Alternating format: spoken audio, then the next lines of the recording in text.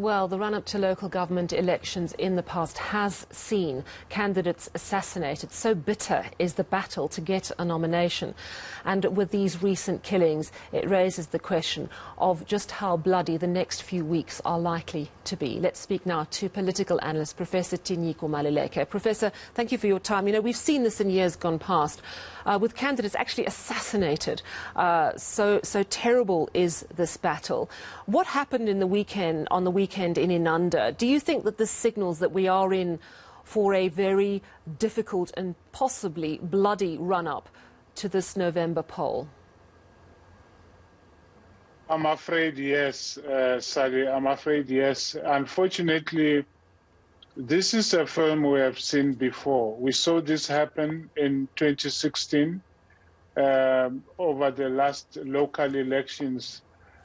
Killing after killing after killing, especially in KwaZulu-Natal, but not exclusively there, because we have seen it in Mpumalanga. We have also seen it this year in the Western Cape also, where we have had a former deputy mayor assassinated and a woman councillor candidate also assassinated. So it seems to me that we have almost been groomed as a nation to accept this as part and parcel of our elections, as the new normal, as the other way of voting, if you like. So elections come, we vote, and then we also eliminate those that we see as rivals, especially inside of political parties, but sometimes between political parties. So the police minister was very clear. He believes this is an act of political intimidation, what happened in Inanda, but he also says he doesn't believe the polls are in jeopardy. But do you think inevitably it does have an impact on the vote? Of course it does have an impact on the vote. I mean, what kind of an election is this? What kinds of elections does South Africa have where blood must be spilled as part and parcel of the jostling and the campaigning for positions and for ward councilorships?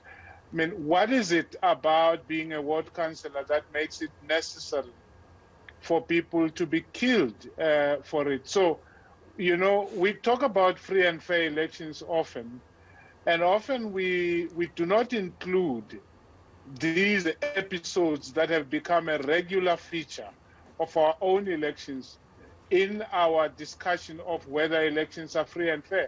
Not a single life is worth a vote. No elections are worth the lives of the people.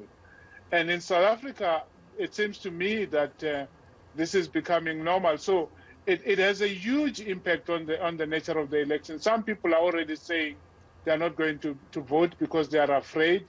How many more out there might stay at home because of fear?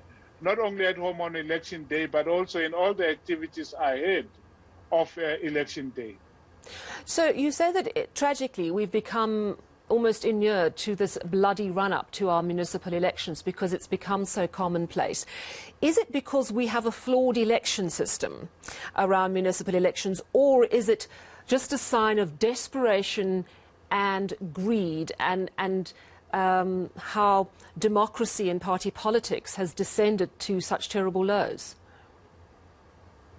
It's all of the above and more, Sally. I think that we do have a flawed election system because our election system gives too much power to political parties in terms of deciding who becomes a councillor, regardless of what type of councillor. So there is a lot of infighting inside political parties as to who takes up that role, which is a very powerful role.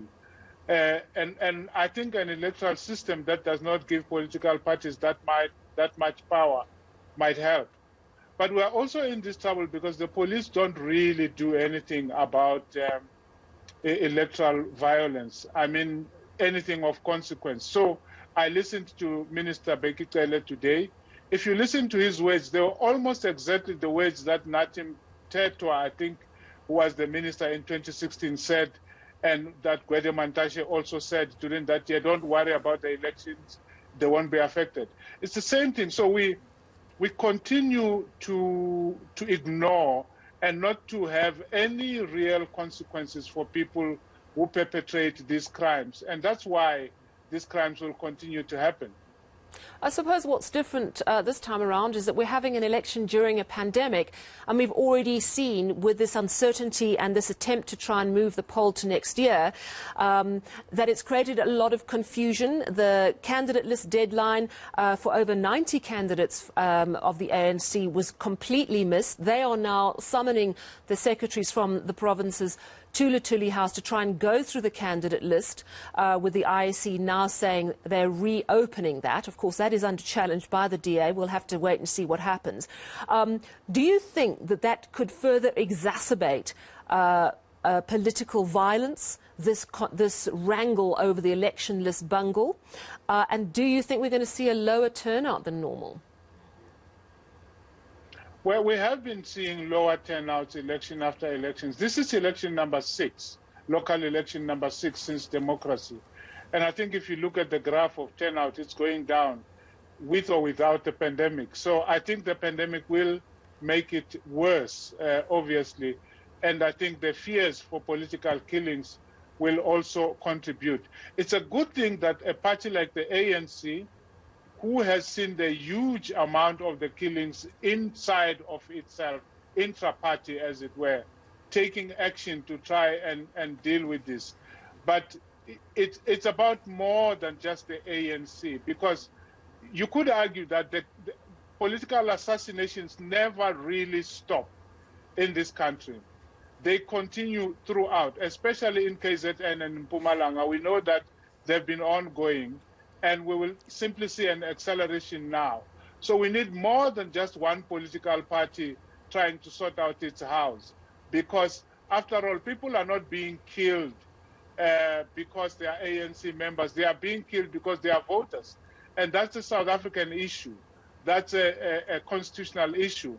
That's a democracy issue that we ought to address together beyond the political parties in and of themselves. Thank you so much for your time this evening. Always so great to talk to you. And that, of course, is a political analyst, Professor Tinyiko Maluleke.